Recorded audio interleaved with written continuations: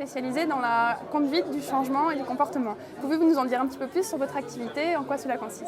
D'accord. Alors, en fait, c'est un cabinet qui aide les acteurs engagés dans le développement durable à faire en sorte que l'ensemble des salariés, du board jusqu'aux opérateurs de terrain, aient compris les enjeux, comprennent pourquoi leur entreprise s'engage dans la RSE et fassent évoluer leurs pratiques et leurs comportements en conséquence. Alors, pour être plus clair, voilà, si demain j'interviens dans un grand groupe de la cosmétique, les équipes, les consultants du cabinet peuvent aussi bien animer des modules pour l'équipe de direction pour aider à clarifier la vision, que des modules auprès de tous les opérateurs de terrain pour que l'ensemble des collaborateurs de l'entreprise se disent bah voilà, nous on est sérieusement engagés, voilà ce que ça donne dans mon métier de tous les jours.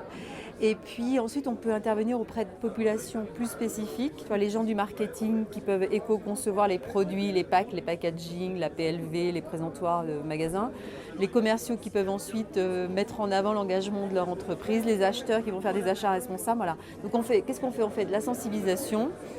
On a une classification chez des enjeux des hommes qui est la suivante. On se dit que soit on fait de la sensibilisation, et là l'idée c'est vraiment de créer des déclics. Il y a un avant, il y a un après. Avant, je n'avais pas compris les enjeux et après, voilà, ça s'est éclairci tout d'un coup, j'ai pigé. Ensuite, on fait de la formation et là, c'est vraiment créer des compétences dans les entreprises, développer des nouveaux savoirs, des savoir-faire. Et puis, on fait aussi de l'ancrage dans le changement parce que tout ça, c'est bien joli, mais si une fois nous passé, la vraie vie reprend le dessus et on recommence comme avant, bah, c'est un coup d'épée dans l'eau. Donc, en fait, on met en place des opérations d'incentive, des systèmes de management qui font perdurer tous ces changements, voilà. Les entreprises ont-elles vraiment compris ou est-ce qu'elles réagissent juste en termes de part de marché? Il faut absolument que je me place là-dessus. Comment ça se passe en interne pour y voir un petit peu plus clair?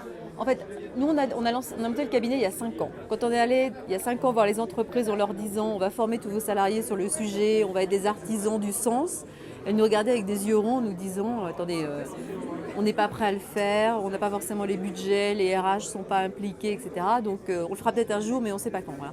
Et on faisait juste un peu de com interne. Ils ne voulaient pas ouvrir les boîtes de Pandore dans les entreprises. Il ne s'agissait pas de réunir des salariés pour tout d'un coup mettre sur la table ce sujet. Quoi. Et moi, je trouve que les choses ont considérablement progressé. Le vrai ça s'est joué dans l'année fin de l'année 2006, début de l'année 2007. On a commencé à recevoir des appels d'offres d'entreprises. Nous, on travaille principalement pour des grosses boîtes puisque ce sont les premières à s'être relancées. On a commencé à recevoir des appels d'offres d'entreprises qui nous disaient on a 8000 personnes à concerner, où on a nos 1500 acheteurs et il faut faire quelque chose pour achat, supply chain, etc. Et aujourd'hui, par exemple, on répond à des appels d'offres qui vont permettre de toucher 150 000 collaborateurs dans une entreprise.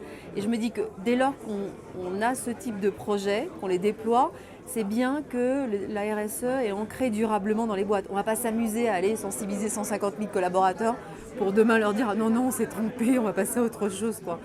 Et du coup, moi, je pense que nous, on est un bon indicateur du sérieux avec lequel la problématique est adressée. Et avec la crise actuelle, tu n'as pas la sensation que les entreprises vont mettre à la trappe tout ce travail et vous essayez quand même d'insister sur le fait que c'est une opportunité et les toucher en plein cœur en disant bon ben voilà, pour vous c'est une occasion de révolutionner un petit peu ce que vous faites. Enfin, moi, je ne vois pas de baisse de notre activité liée à la crise. Alors, je ne sais pas, on fait peut-être un peu preuve d'angélisme et ça va peut-être venir, mais je ne crois pas.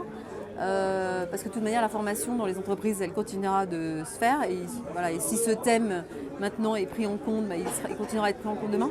Non, ce que je vois, et ça peut répondre à ta question, c'est que il y a beaucoup d'entreprises qui commencent à comprendre que le développement durable, c'est un vrai enjeu d'innovation et business, et différenciation.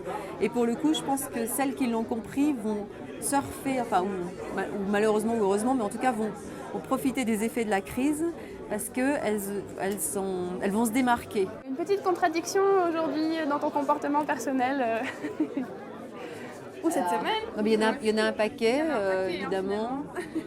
Enfin, j'étais très tentée d'aller skier, ce qui aurait peut-être été une vraie contradiction parce qu'on travaille avec des stations de moyenne montagne qui sont en train de revisiter leur métier, tu vois. Et donc, non, je ne l'ai pas fait, mais j'aurais pu le faire. J'étais très tentée par mes petits copains et voilà. Et ça aurait été une contradiction, mais je suis restée avec vous.